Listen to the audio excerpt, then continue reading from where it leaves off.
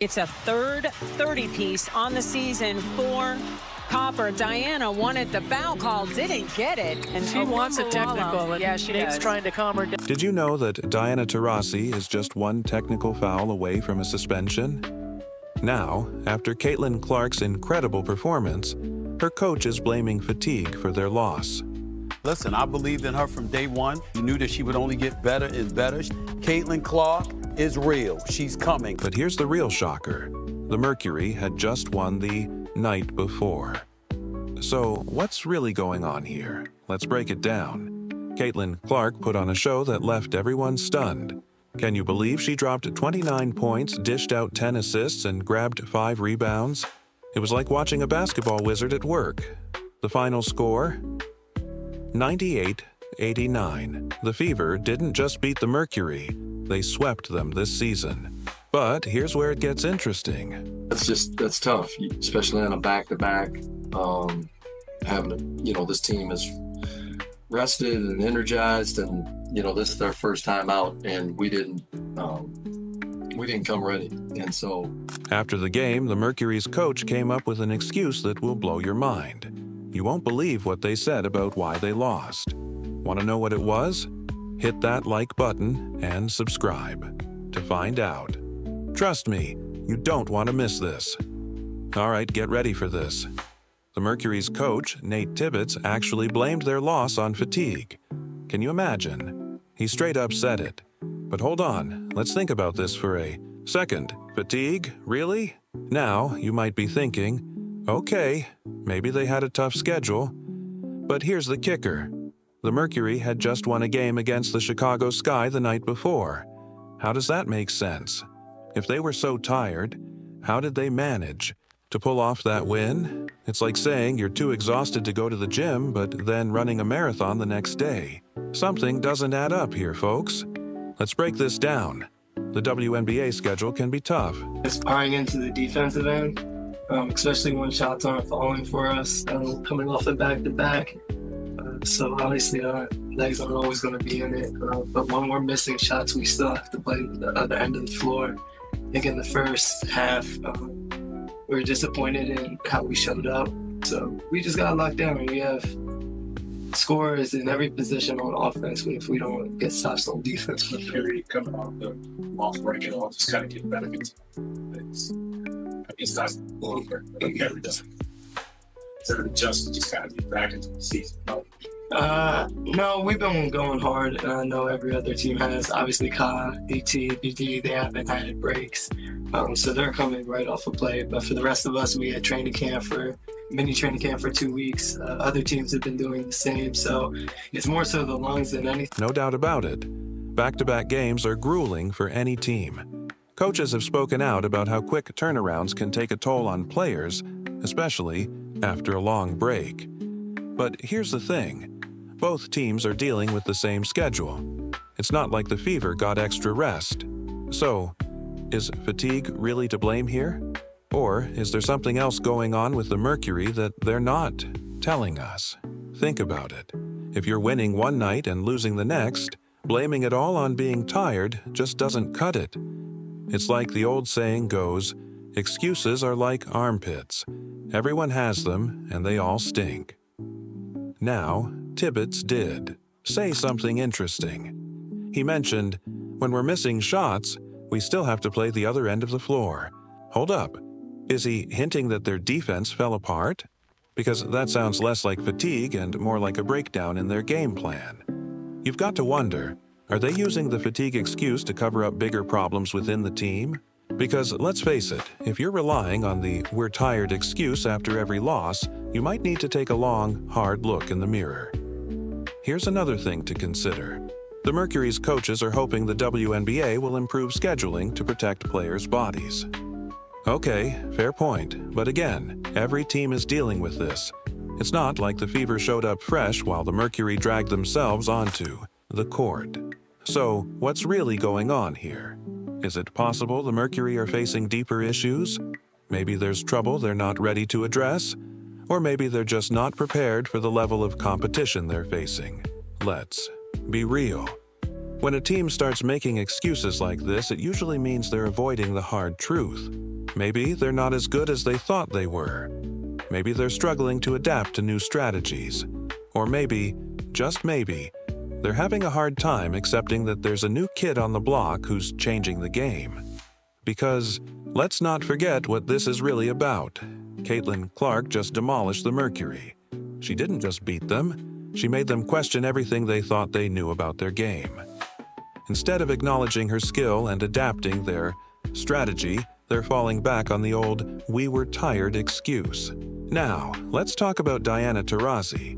You know, the face of the Phoenix Mercury, the GOAT of women's basketball. But here's the thing, she's in a bit of a pickle right now. Can you believe she's just one technical foul away from getting suspended? That's right, she's already racked up 6 this season. One more, and she's watching from the sidelines. But it's not just about the technicals. It's about what this means for Taurasi's legacy. Think about it.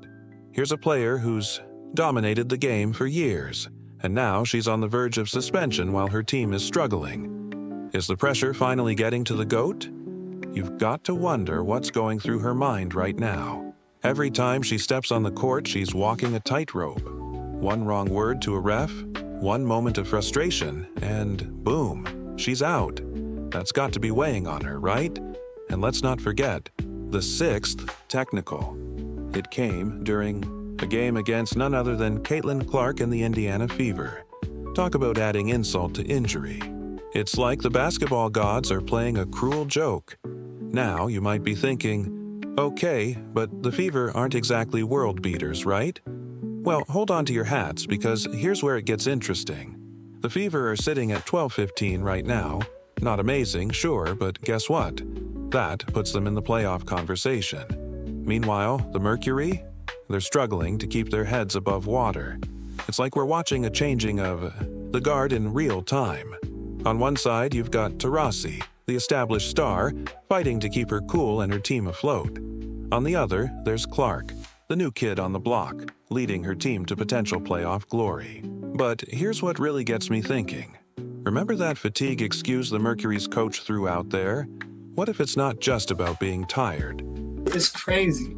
It's crazy. And I hope that, I've talked about this before too, but I just hope that the W continues to look at the scheduling. Even playing back-to-back games off a month break and 3 games in 4 days it's crazy, and every team's doing it. It's something that when looking forward and when we know these events are coming up, that we just do a better job of protecting players' bodies more than anything. I mean, disappointing first half. We're better than what we played. Unfortunately, we've had those moments at times this year, and as we get closer to the end of the season, we can't dig ourselves a hole like that. I think we got down 25, and that's tough, especially on a back-to-back. This team is rested and energized, and this is their first time out, and we didn't come ready, and so that's.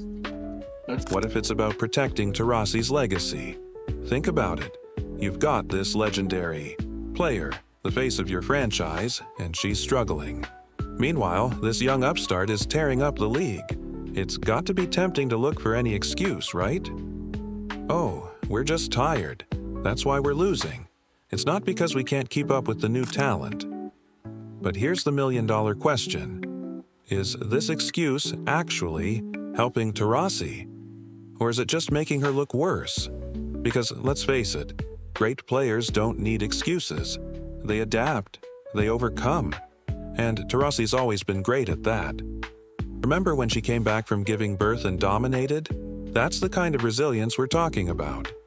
So, when the coach starts throwing out these weak excuses, it doesn't just reflect badly on the team.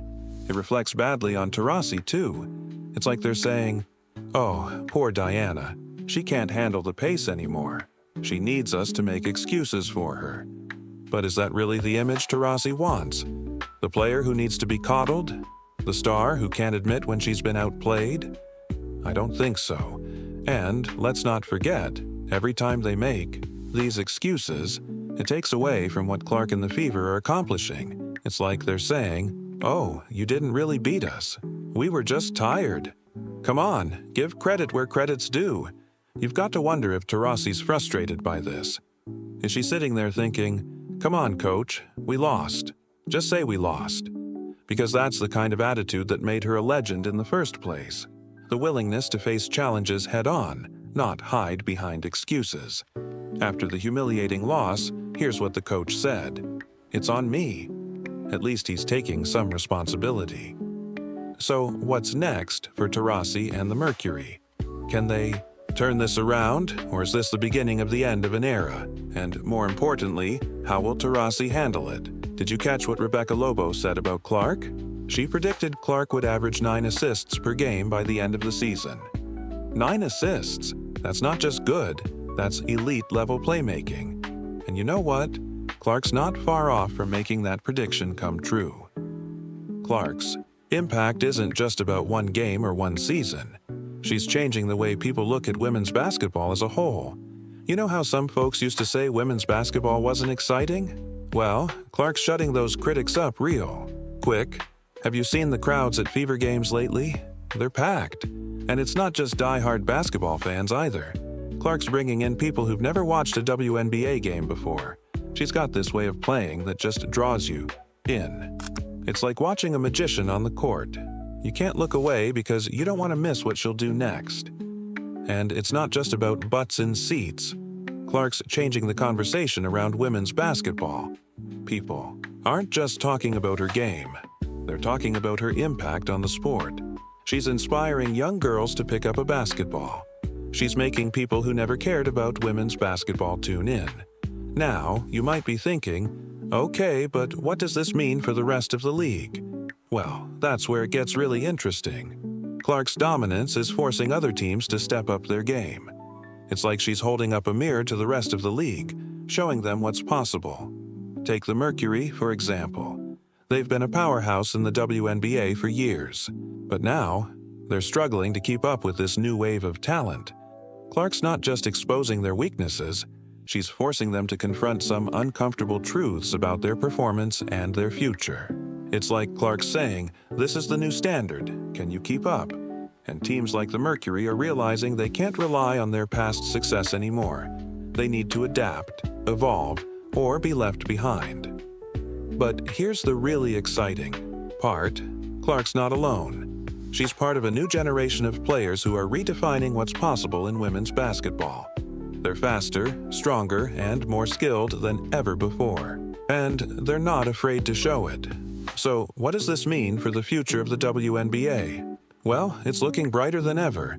Clark and players like her are attracting new fans, new sponsors, and new opportunities. They're raising the level of play across the board, and they're changing perceptions of women's basketball one game at a time. So, what's next for the Mercury? Let's recap. Caitlin Clark is dominating the court. The Mercury are blaming fatigue.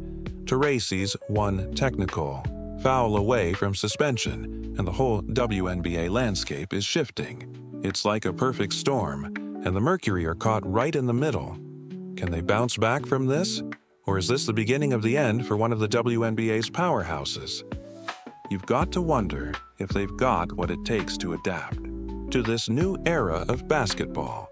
What do you think? Is fatigue really to blame? Or does the Mercury need to step up their game? Let us know in the comments. Is this the end of an era, or can the Mercury rise from the ashes?